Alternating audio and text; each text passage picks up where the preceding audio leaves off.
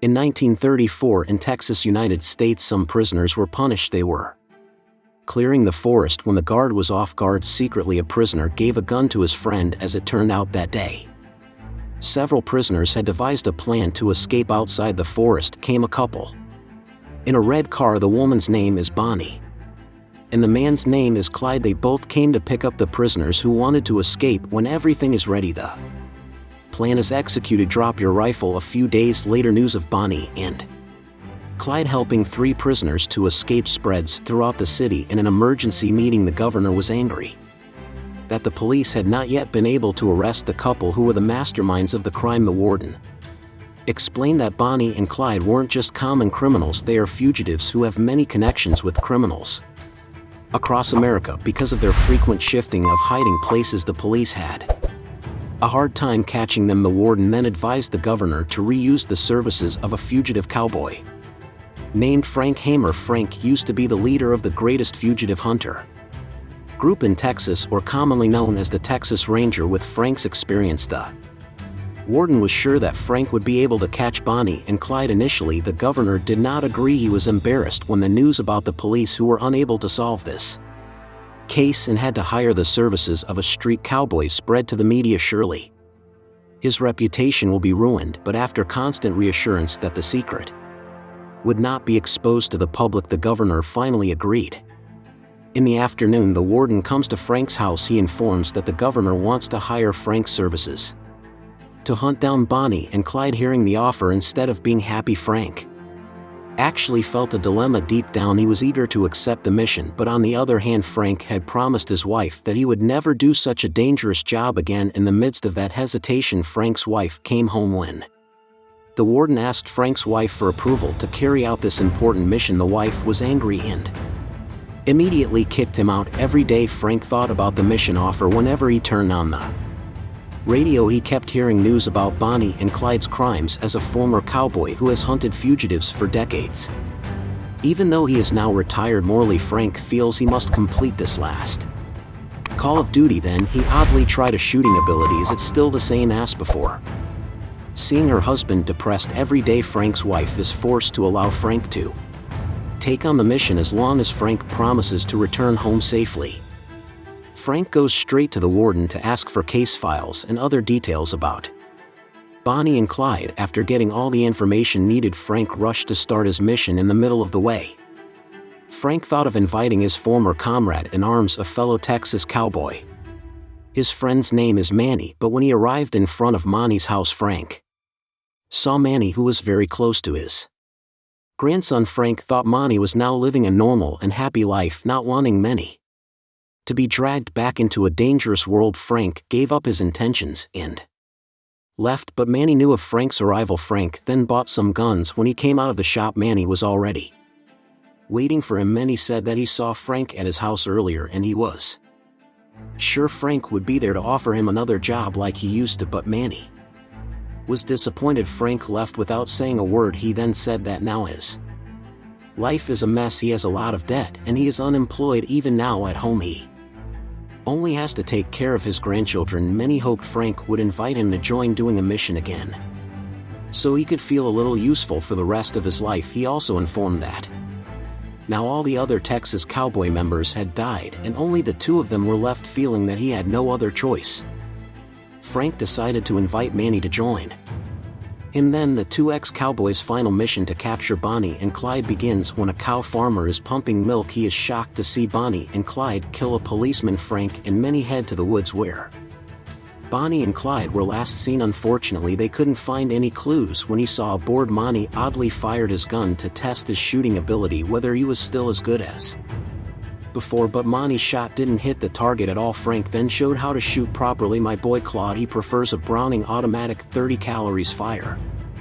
They both camped all night. In the morning, they get news of the police murders Bonnie and Clyde committed yesterday. Hearing the news, Frank rushed to the crime scene. When they arrived, the police had gathered to inspect the scene. Their presence was not accepted by the police, who looked down on street cowboys, but because Frank had a special letter of assignment, he was allowed to come check it out. Armed with decades of experience hunting down fugitives, Frank can analyze and find hidden evidence. This makes the police surprised to see Frank's findings after receiving a clue to the city where Bonnie and Clyde went. Frank and Manny immediately headed to that place. On the way they stopped to refuel, and when he was about to pay, Frank asked the gas seller has he ever seen Bonnie and Clyde go down the street. The gas seller replied that he had never seen them. Surprisingly, the gasoline seller actually said that Bonnie and Clyde were heroes to poor people like him. During this time, Bonnie and Clyde avenged the poor people in America who really hate rich people in the bank. For them, banks are like loan sharks who make the poor even more suffocated by the interest on debt. The Bonnie and Clyde couple became a symbol of the resistance of the poor and became models. They are like the Robin Hood of the poor. Hearing the confession, Frank immediately beat him while saying that the policemen Bonnie and Clyde killed yesterday were the breadwinners of the family. Now the hero of the poor people has made the policeman's wife and children have to beg for food to survive because the husband was killed. Hearing Frank's words, finally the gas seller said that Bonnie had passed this way yesterday. He also pointed out which way Bonnie and Clyde were going.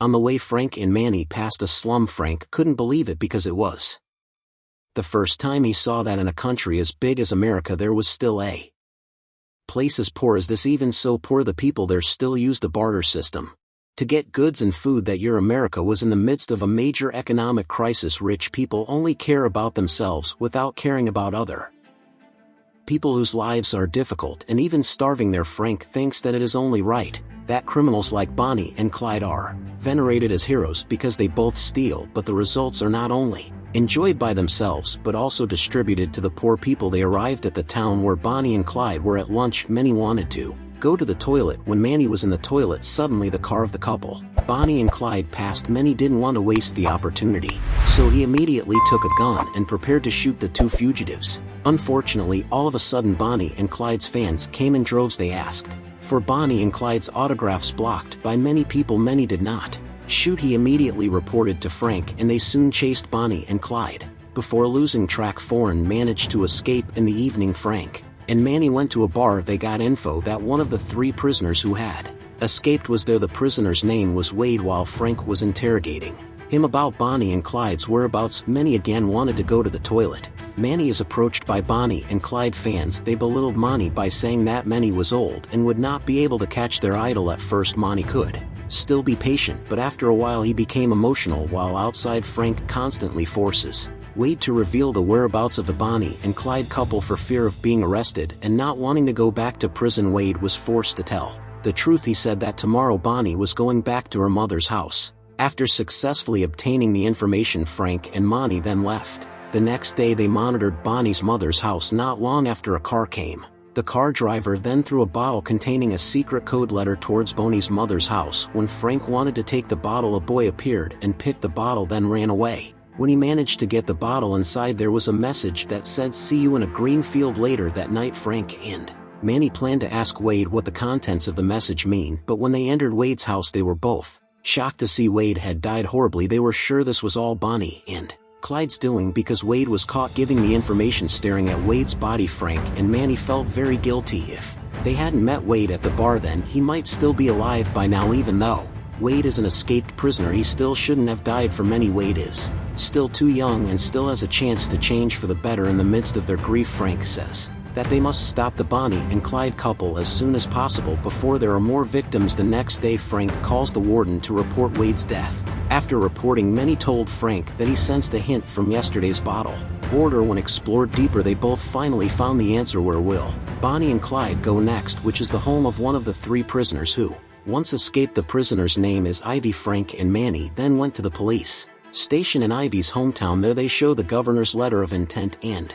explain all the trap plans Frank has devised and enlist the help of the cops to catch Bonnie and Clyde. They all went to meet Ivy's parents there. Frank, Manny, and the police explain that their son Ivy is now a fugitive after threatening to imprison Ivy with severe punishment. Frank then offers a deal if Ivy's father wants to work together to catch Bonnie and Clyde. The police will clear Ivy's name from the wanted list. Hearing the offer, Ivy's father was willing to help as long as the police ensured his son's safety. He doesn't want his son to have the same fate as Wade. He also told Frank that Bonnie and Clyde had planned to come over to his house tomorrow afternoon for a temporary stay. Hearing the information, Frank then explained the details of his entrapment plan. The next day, Frank, Manny, and the police were waiting at the scene. When Bonnie and Clyde passed, Ivy's father would be standing by his truck, pretending like he needed help changing his punctured tire. Frank was sure that when they saw Ivy's father, Bonnie and Clyde would have stopped to help too. Frank, the way Bonnie and Clyde helped others from the loot was wrong, but basically they are both good people. If